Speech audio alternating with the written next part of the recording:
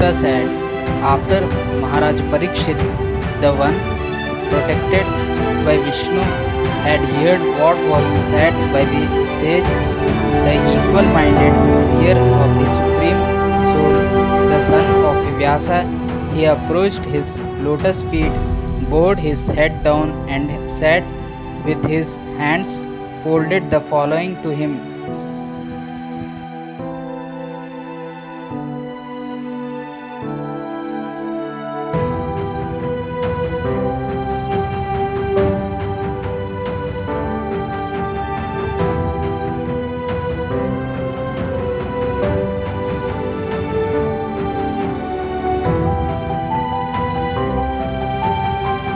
The king said, with the great mercy shown by your goodness, full of compassion, I have attained perfection because you described directly to me the Lord without a beginning or end.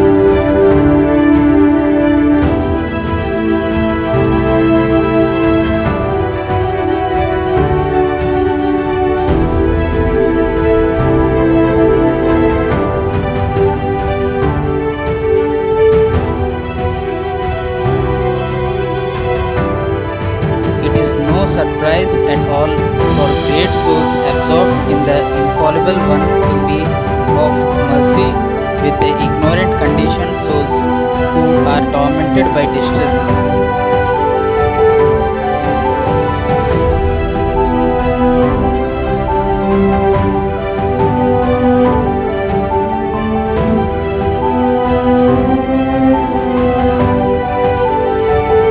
We thus heard from you this collection of classical stories in which the Supreme Lord Uttama Shloka is being described.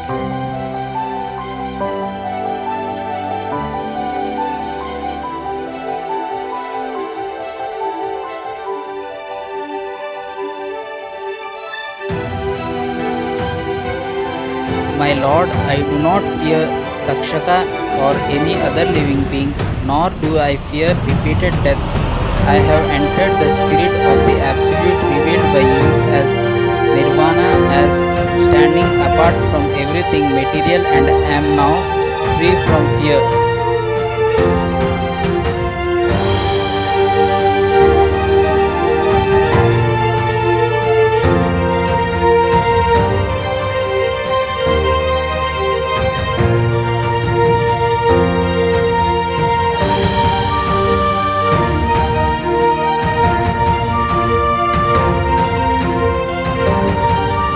Please allow me, O Brahmin, to resign my speech and other sensory functions to Adhokshaja so that I, with an absorbed mind having forsaken all sensual desires, can give up my life.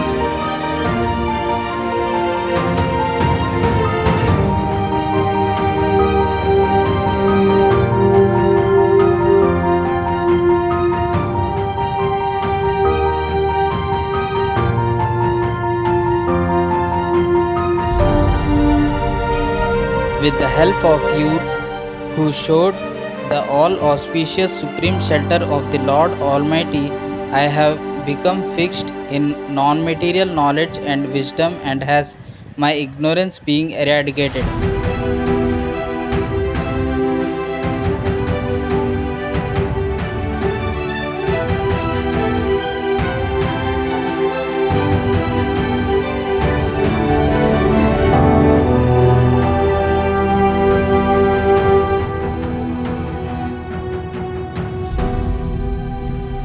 Suta said, thus having been addressed, the powerful saint, the son of Vyasa, gave him the permission after the king that God among the people, along with the renounced sages, thereupon has paid his respects. The sage left.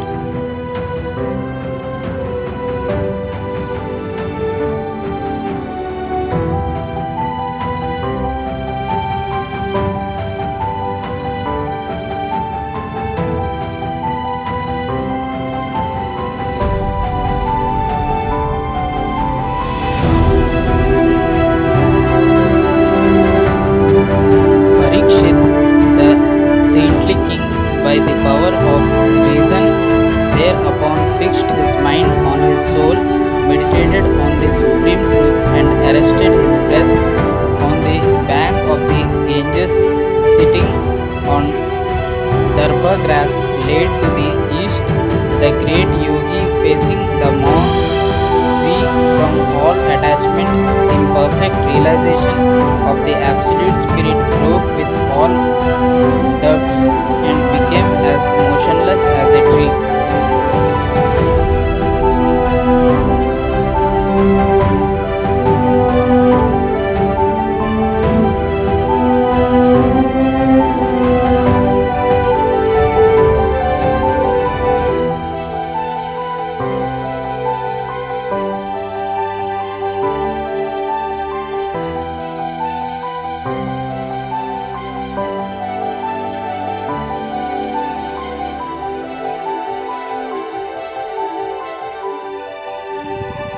Dear scholars, when Takshaka, being triggered by the angered son of the Brahmin sage Samika, was on his way to kill the king, he encountered Kashyapa Muni.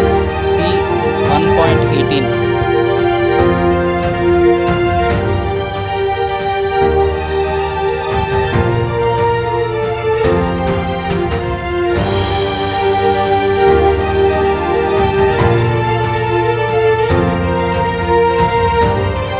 He was an expert in countering poison, but Takshaka satisfied him with valuables and persuaded him to return home. Thereupon he able to assume any form desired, disguised himself as a Brahmin and bid the king.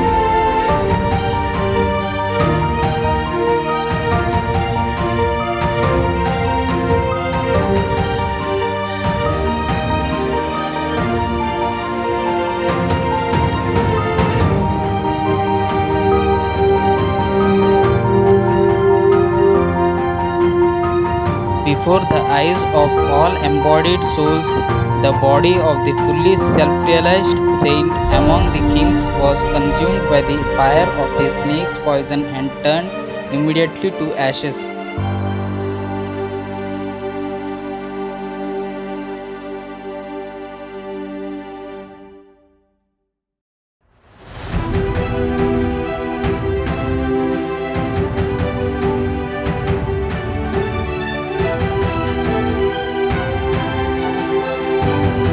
From every direction of the earth and the sky, a great cry of lamentation was heard from all amazed demigods, demons, human beings, and other creatures.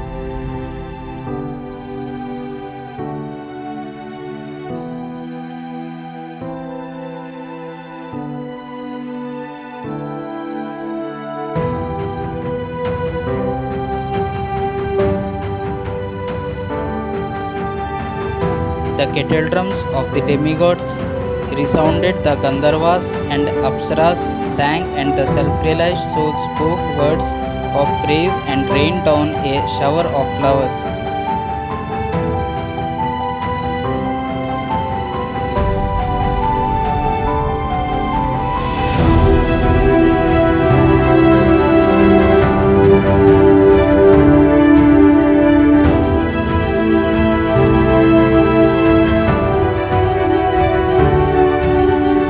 When Janamejaya heard that his father had been beaten by Takshaka, he most enraged. Accordingly, together with the Brahmins, offered all the snakes of the world as oblations in a sacrificial ceremony.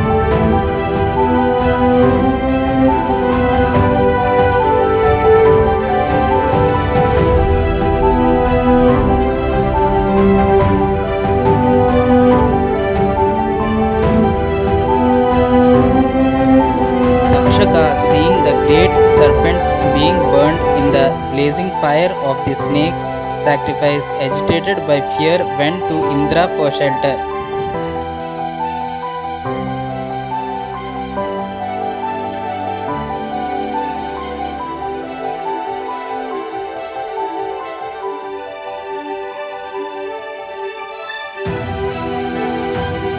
Janamejaya, not seeing Takshaka among them, said to the Brahmins, why has Takshaka, the lowest of all serpents, not been burned?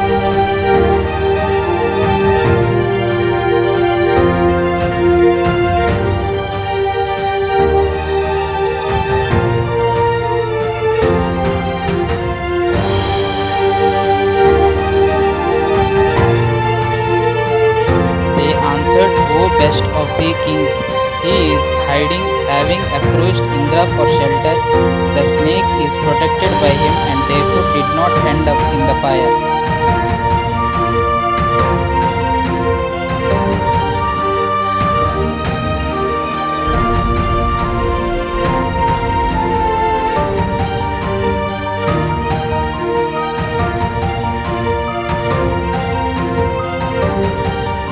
After the highly intelligent son of Parikshit heard these words, he said to the priests, dear scholars, why not make Takshaka fall into the fire along with Indra?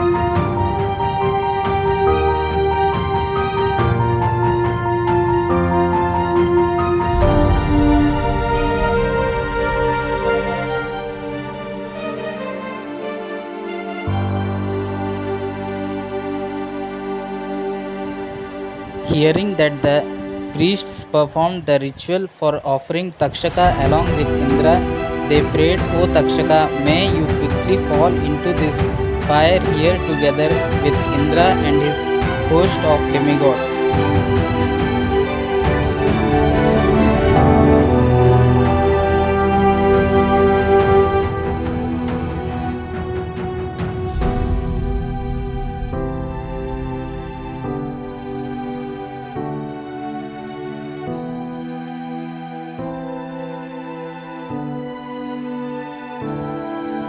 Indra, who together with Takshaka and his Vimana was thrown from his position by the derogatory words of the Brahmins, became most disturbed.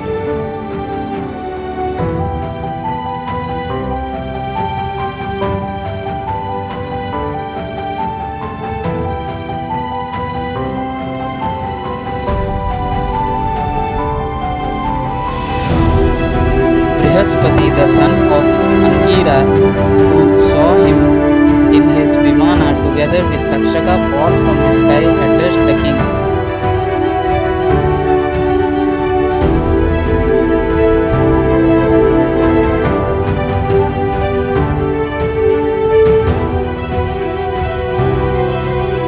This snake bird does not deserve to be killed by you, O ruler of men. He, this king of the snakes, drank from the nectar of the gods and is therefore beyond any doubt free from aging and immortal.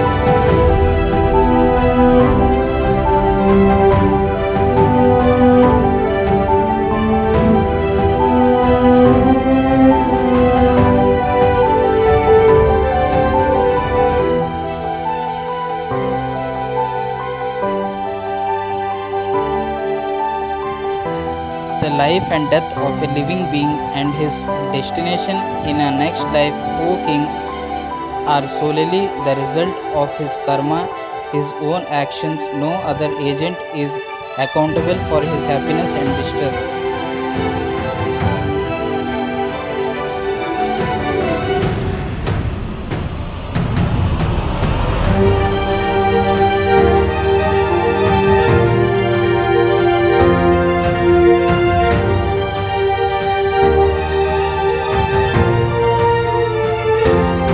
A living being dying because of snakes, thieves, fire and lightning, hunger, thirst, disease or other agents, O king, undergoes that because of his accumulated karma.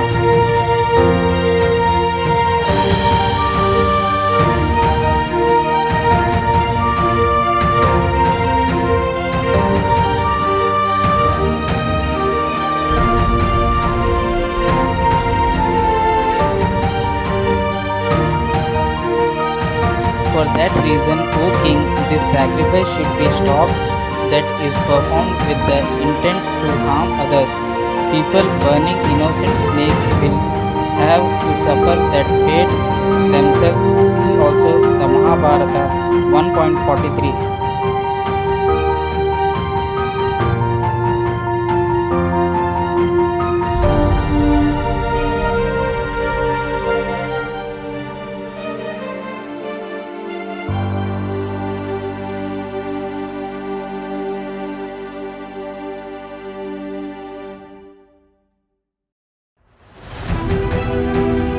Sudha said, thus being addressed, he said, so be it.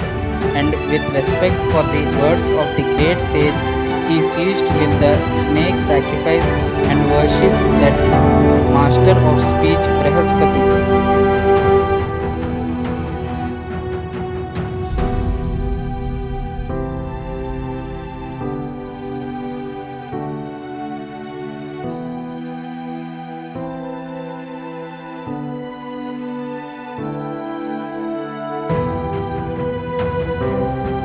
It is this hard to discern great material illusion, Mahamaya, belonging to Vishnu, that causes misfortune because of the interaction of the material qualities, the gunas, the souls who are part and parcel of him get bewildered by it, always causing trouble and are consequently caught in material bodies.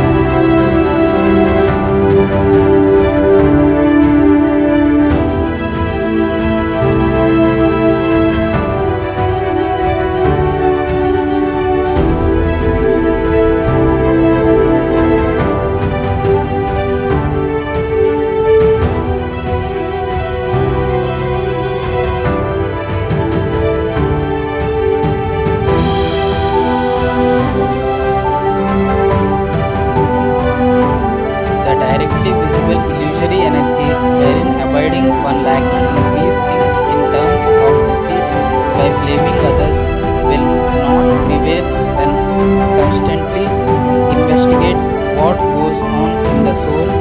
This is so because one therein in the state the transcendentalists speak about is not of the materialistic arguments that assume so many forms, nor because of it is of a mind full of decisions and depths.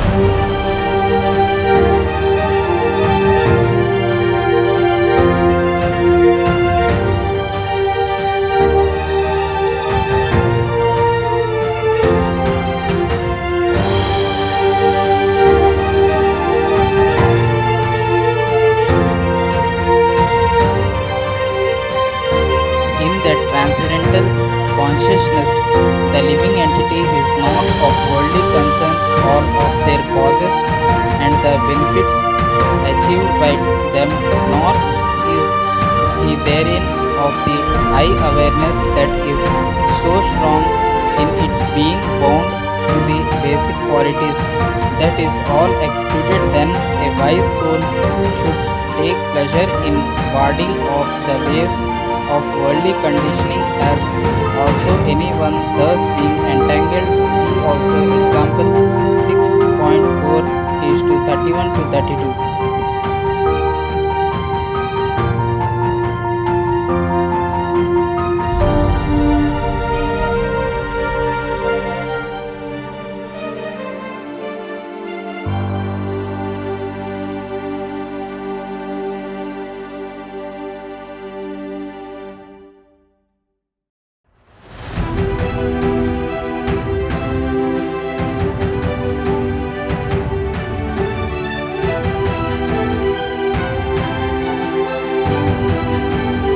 The supreme refuse of Lord Vishnu is by those who wish to give up everything inessential, designated as that what is neither this nor that.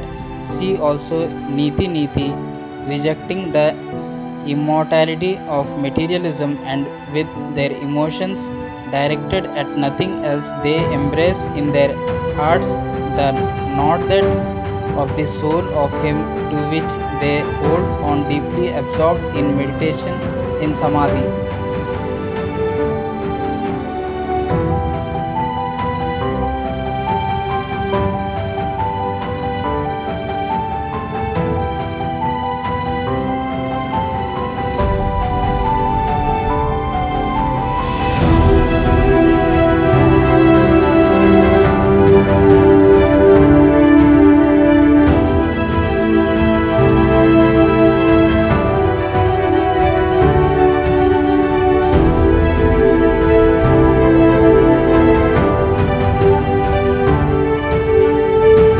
Thus, not being corrupted by the I and mine that is based upon having a body and a soul, they attain this supreme refuse of Lord Vishnu.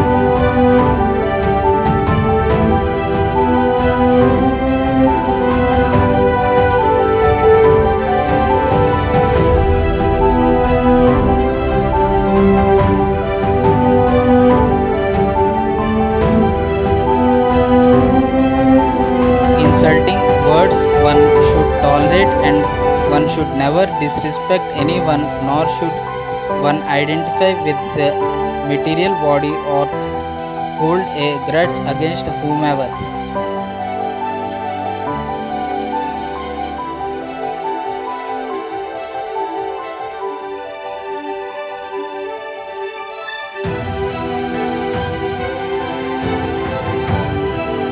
I offer my obeisances to Him, the Supreme Personality of Godhead, Sri Krishna, whose knowledge is always new and upon whose lotus feet meditating, I have assimilated this collection of wisdom Samhita.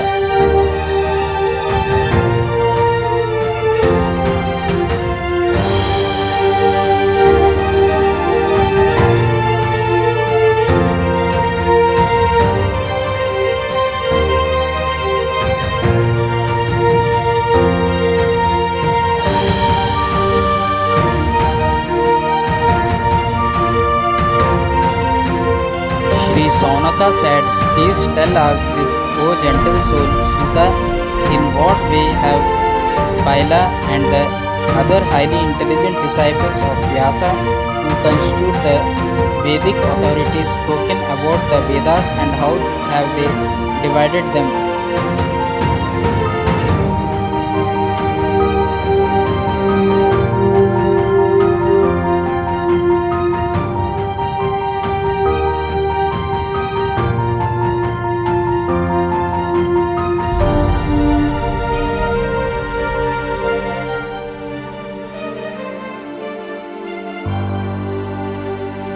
Suta said, O Brahmin, Lord Brahma, the most elevated being, had his mind perfectly under control and heard in his heart the subtle transcendental sound of Tapa 2.9:6 that arose from the ether.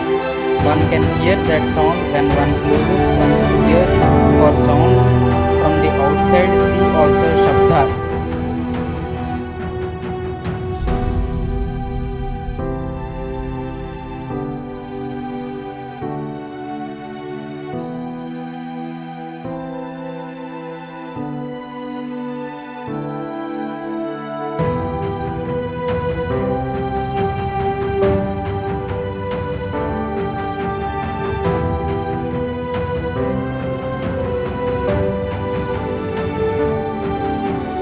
By the worship of that sound, O Brahmin, yogis cleanse the contamination away from the heart that is known as the substance, the activity and the doer, and find liberation from rebirth.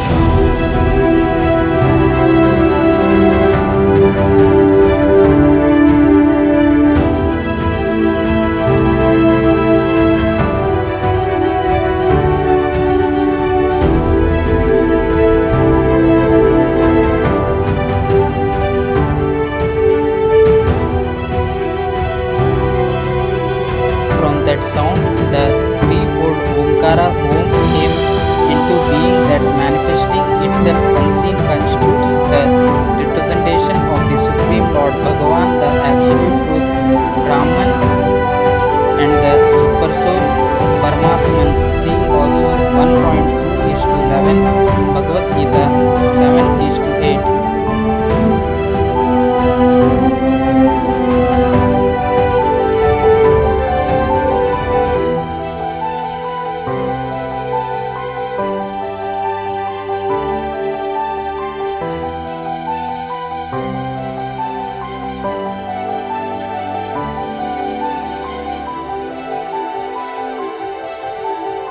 one perceives this eternal itself imperceptibility manifesting sound outside the physical sense of hearing and power of vision. The complete of the Vedic sound one employs is an elaboration of this Omkara that from the soul manifests itself in the ether.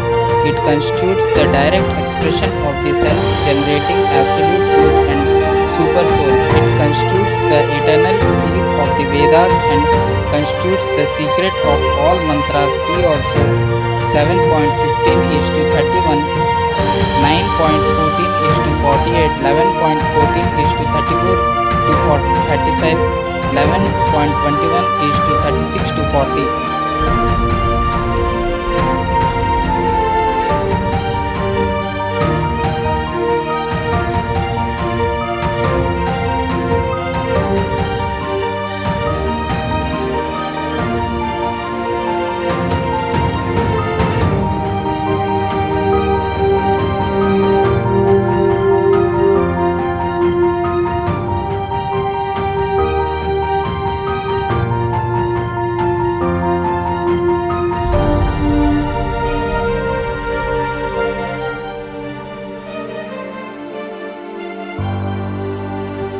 O eminence of Brigu, the three sounds of the alphabet beginning with A that came into being, the sounds A, U, and M are fundamental to all the threefold forms of material existence, the modes, the gunas, the names of the three Vedas, the destinations, the three types of lokas, and the states of consciousness, Avastatraya.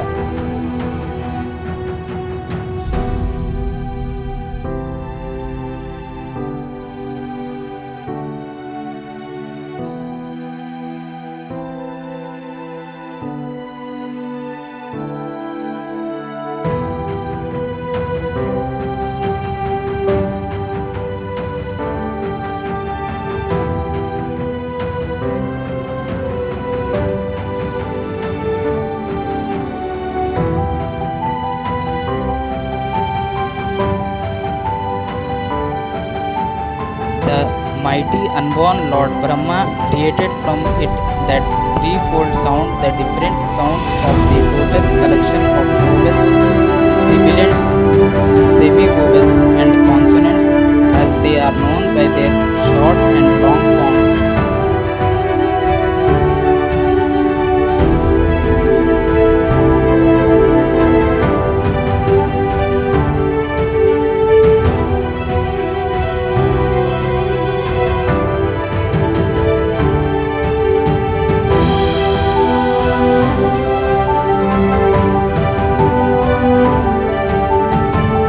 For the purpose of giving instruction on the four sacrifices, see pick the Almighty One created with all these sounds from his four faces, the four Vedas along with his Omkara and Vyakri invocations of the names of the seven lokas.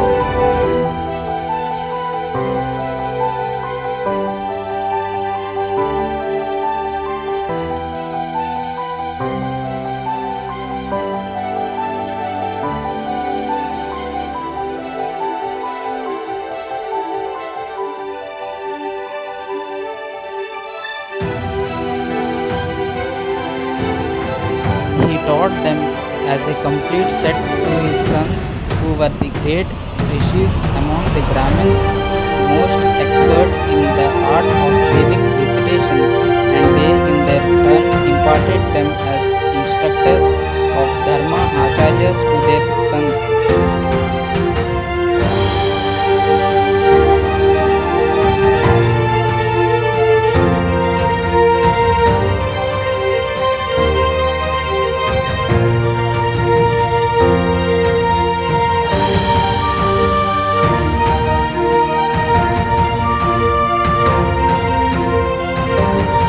Throughout the four yugas, generation after generation, one after the other disciple fixed in his vows received them, these Vedas by disciplic succession, parampara, they were divided among the prominent sages at the end of Dwapar Yuga.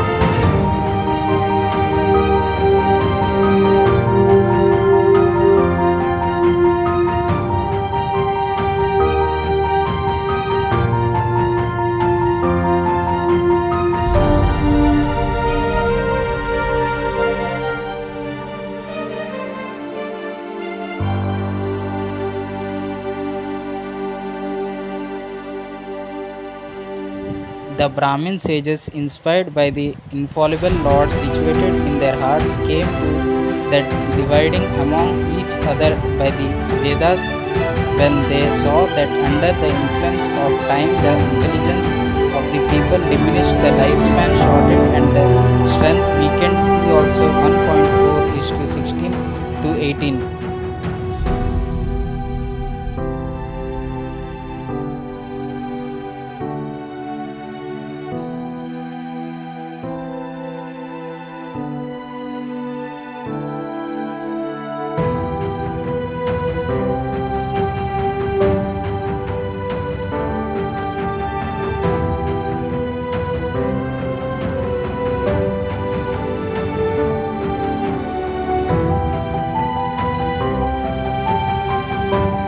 O Brahmin, in this period of Manu, Brahma and Shiva and other rulers over the worlds requested the Supreme Lord, the maintainer of the universe, to protect the principles of religion. O most fortunate soul, the Lord, in the form of Krishna Dvaipayana Vyasa, by Parashara begotten in the womb of Satyavati, then described as a partial expansion of his plenary portion Sankarshana and divided the Veda in four.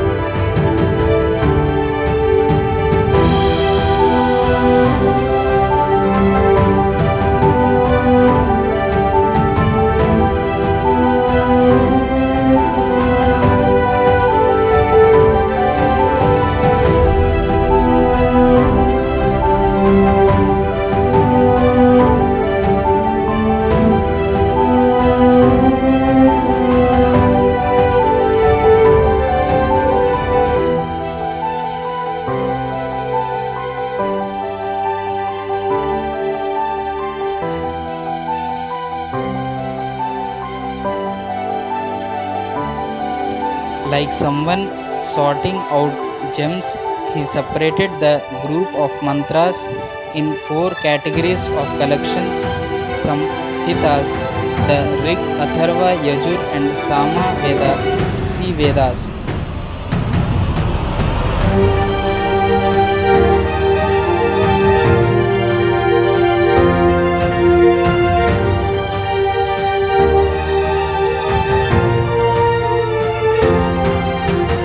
The highly intelligent and mighty sage asked four of his disciples to approach him one by one, O Brahmin, to bring each of them one of the four collections.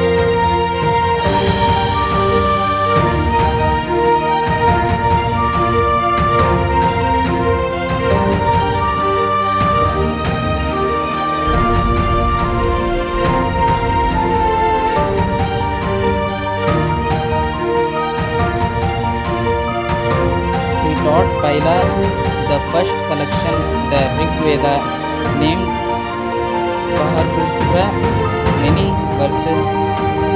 To Vaishampayana, he spoke the collection of Yajur mantras called Nigada, the recited the Sama mantras titled Chandoga, singer in meter, he told Jamini.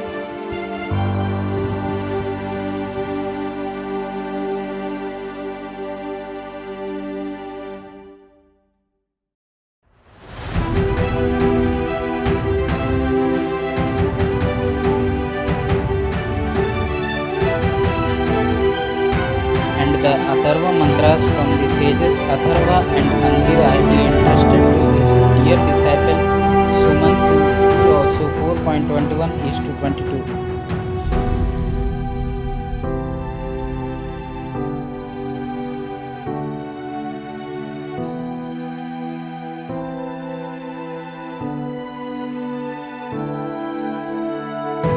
Paila told his Samhita that he divided in two to Indra Pramrita and Paskala, the latter one or son of Brigu Saunaka, divided his collection in four parts.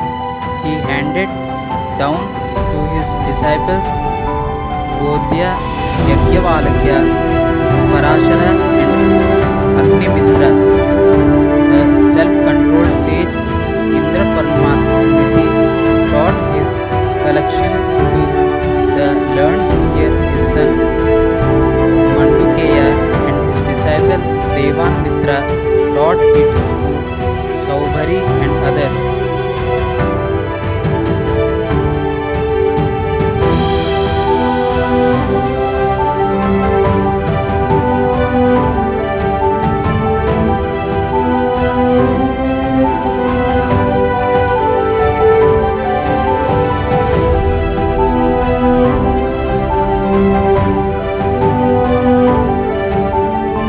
Sakalya, his son, divided his collection in five parts. He gave to Vatsya, Mudgala, Salya, Bhogalya, and Sisira.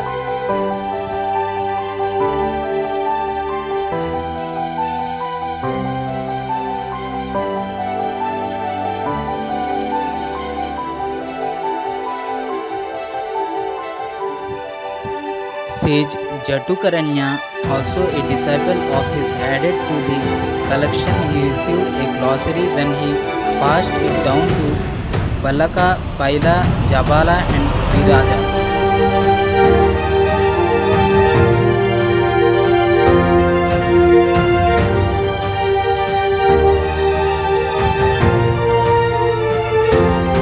Paskali, the son of Vaisakala, assembled from the different branches of the Rigveda the collection called the Vaikalya Samhita that was received by the Daitya sons Valayani, Bhajya, and Kasara.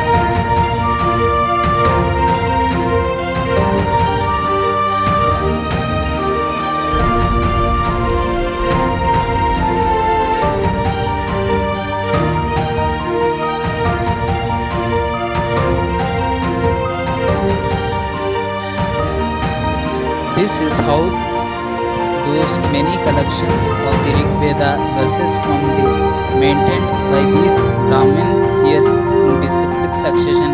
Anyone who hears about the distribution of these sacred verses is freed from all sins.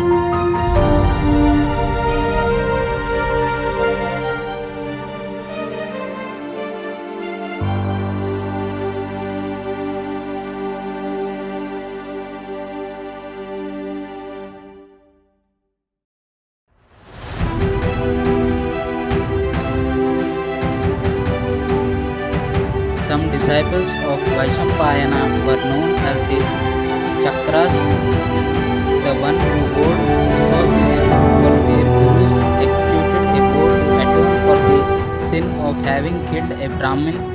They became authorities on the Atharva Veda.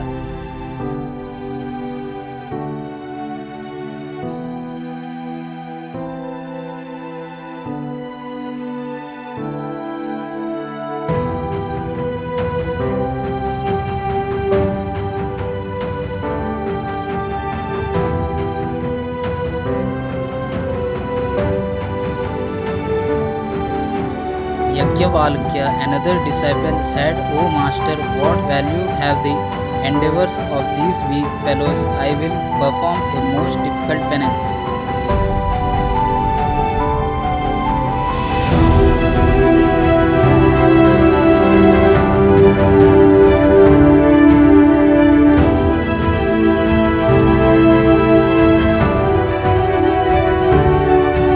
Thus being addressed, his spiritual master got angry and said, Do away, enough of you, a disciple insulting scholars, give immediately everything up that I taught you.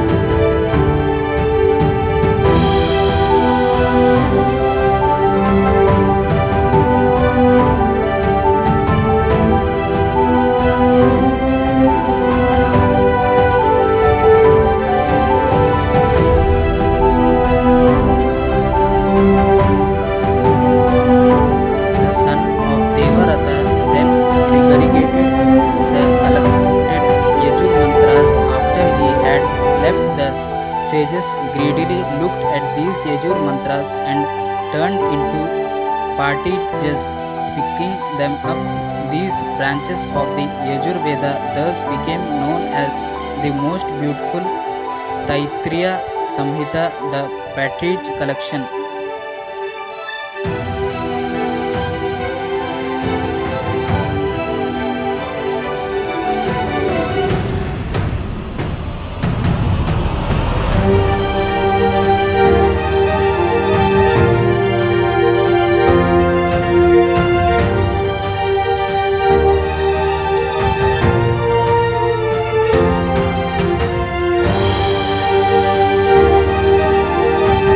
O Brahmin Yajnavalkya, looking for extra mantras known to his spiritual master, thereupon carefully worshipped the Lord of the Sun.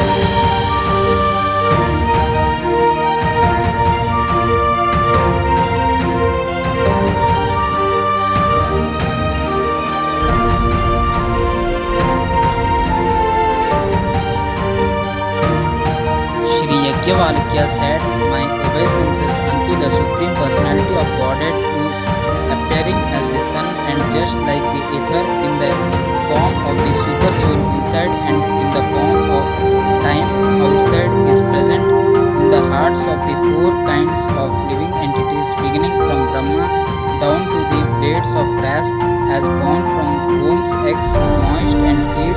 See also 2.10 is to 37 to 40. You who cannot be covered by material terms all by yourself, with the flow of years made up of the tiny fragments of kshanas, lavas, and nimishas.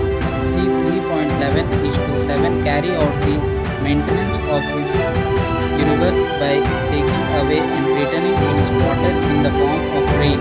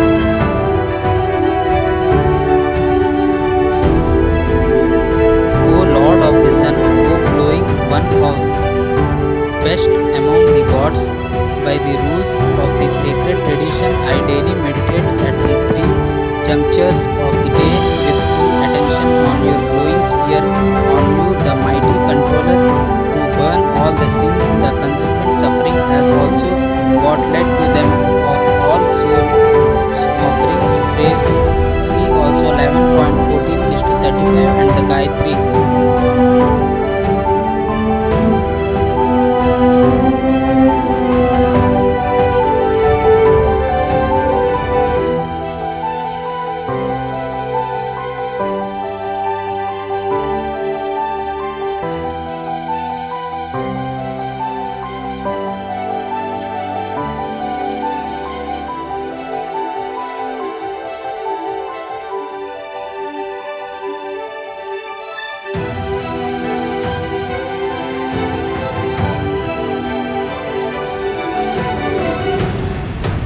You who in this world are the Lord willing in the hearts of all the moving and non-moving living beings, depending on your shelter, awaken and inspire their unconscious material mind, senses and different vital airs, the Vayus.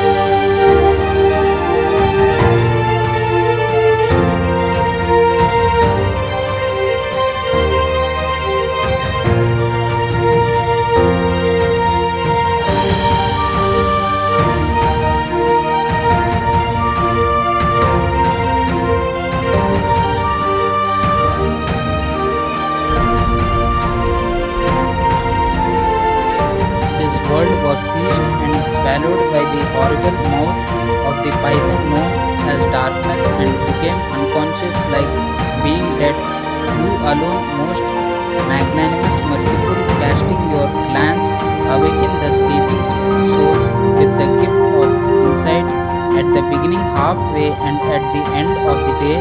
You thus day after day engage the pious in the ultimate benefit from known as one's own nature of delivering service in a spiritual existence, Swadharma.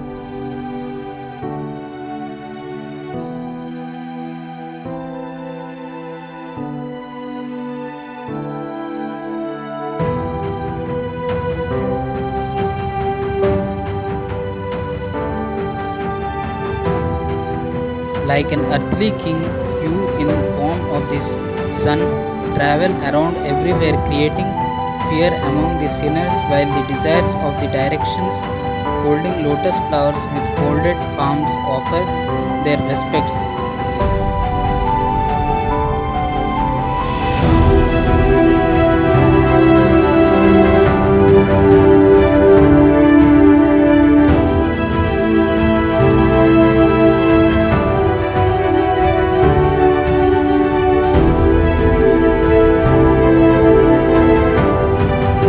Hoping your Yajur mantras not known to anyone else, I therefore with prayer approach your lotus feet, O God, that are honored by the spiritual masters of the three worlds, Lokas and C 5.23:8.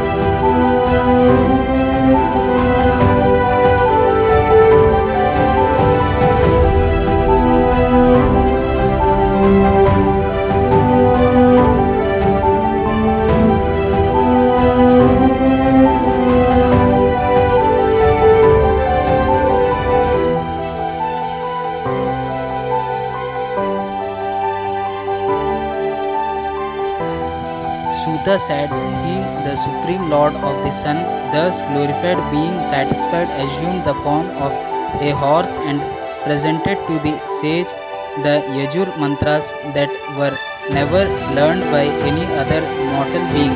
See also 5.18:6.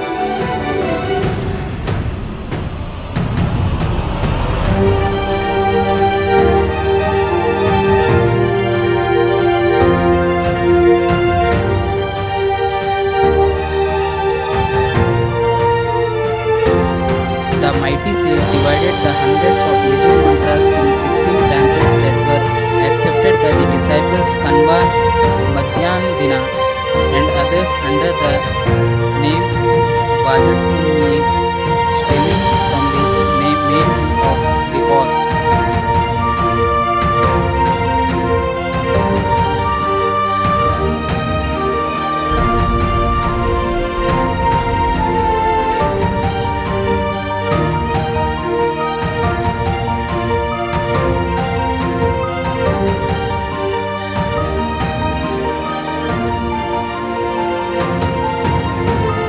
O Jamini Rishi, the manager of the Samaveda, there was a son Sumantu, as also a grandson Sutwan. Each of them he told one half of the collection.